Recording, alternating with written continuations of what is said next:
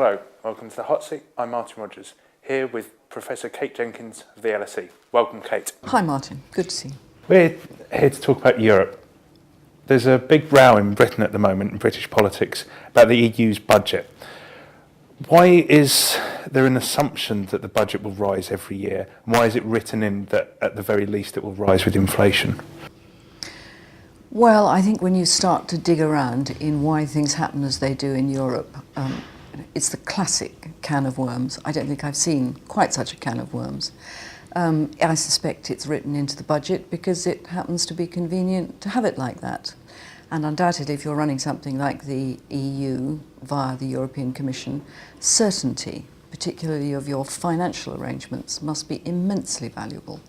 I mean, they obviously let huge contracts, spend large sums of money. Annual budgets are very restrictive. And when you look at the EU accounts, you see that very large sums of money, billions and billions, are held against already committed money that they need for, presumably, bridges, roads, all the other things that they get involved in. How much support will there be in other European countries for an increase or reduction in the budget? It's a big row in Britain. What about the other constituent countries of the EU? Well, I think it will be the familiar situation.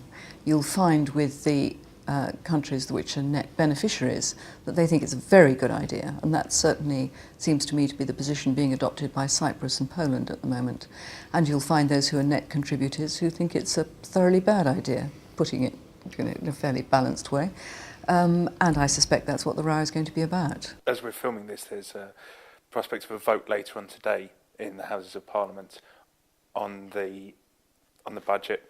What, without being a hostage to fortune, aside from that, what prospects are there for support within this country and it actually following through to a settlement? Well, I mean, it would be nice to have a crystal ball. It would be nice to be Nostradamus, but I think I will be surprised if there's a settlement. I'll be very surprised if there's a settlement on November the 22nd, whatever it is. I think in this country people are increasingly baffled. I mean, there's the familiar pattern of those who are wholly opposed to the European Union and those who are almost fanatically in favour. And then there's the vast bulk of all of us in the middle wondering what on earth is going on. And I think we're right to wonder what on earth is going on now, because we seem to have a situation where something that worked tolerably well with a few fatuities, but worked tolerably well about 20 years ago, now appears to be a complete mess. We no longer have officials who are able to come to a sufficient agreement to come to conclusions in these constantly repeated meetings of ministers. We don't have ministers who can agree because their interests are so very different. I don't think there'll be an agreement on the budget, and as the polls have pointed out, that's simply going to mean that they get their inflation increase. It does seem to me that this ought to be an opportunity, and I wish I thought there was a hope of it happening, but I don't. It ought to be an opportunity for saying, right, this has now got to be sorted out, because the mess of the internal processes of the European Union, which are completely outstripped by their responsibilities now, just means that getting anything done, anything sorted, in what one would regard as a proper and organised way, is virtually impossible. I wanted to come on to checks and balances, and you've introduced that quite well. Is there an institutional failure of the EU's checks and balances? We see austerity all around Europe, sometimes self-imposed, sometimes imposed from the centre, and yet the EU budget is increasing by default, if not by agreement, at that time. Is there a failure of checks and balances? Is the EU centrally out of step with the reality of the rest of Europe? Well, I think I'm not entirely convinced myself that the concept of checks and balances is valid when you're looking at the operations of the EU.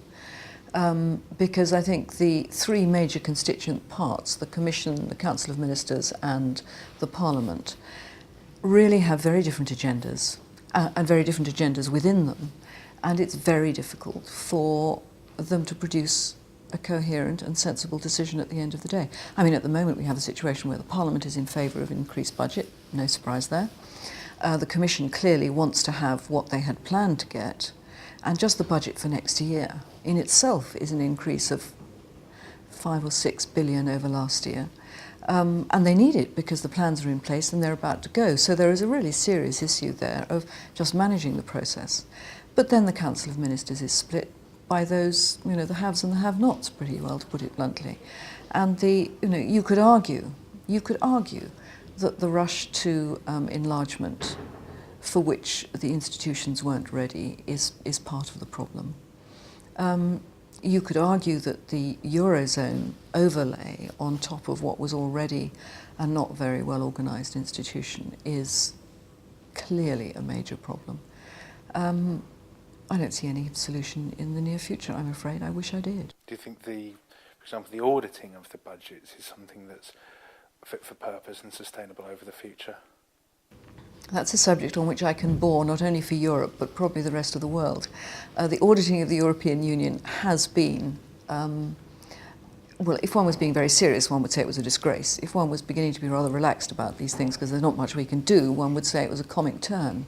I mean, for years and years, the Court of Auditors solemnly produced a report, and the Commission produced answers which pretty well batted the comments of the auditors' report about. The auditors produced qualified reports, and they went in a pile behind a door somewhere in the Commission building.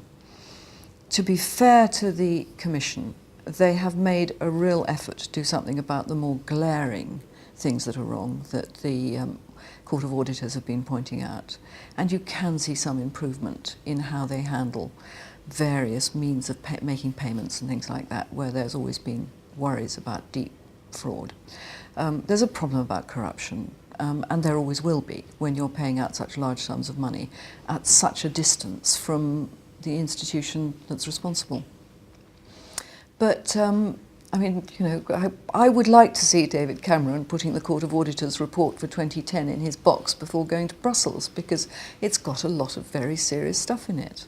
And rather to my surprise, it says that broadly speaking they can accept the accounts of the Commission. But buried in there are a lot of quite worrying things about the quality of controls, the quality of way in which payments are made, the quality of the way in which accounts for very large sums of money are put through the European Union system. So I think there are very real worries about that. But the problem here is that you can only pick up some of these things by wading through mounds of really very technical stuff, and no politician's going to do that. And not many officials are going to do that either these days.